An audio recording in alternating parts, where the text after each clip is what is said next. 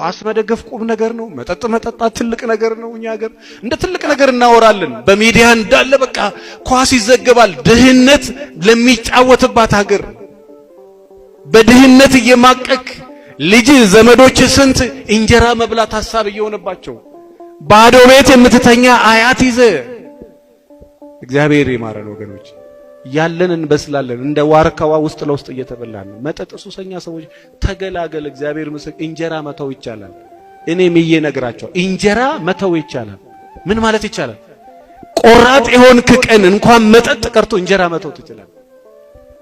ከዝሙት መገላገል ከፈለግሽ የቆረጥሽ ቀን እንኳን ዝሙት ቀርቶ አንድ የዛሬ 4 ዓመት ምናማክራት በጣም ረጅም ዓመት ሞከረች።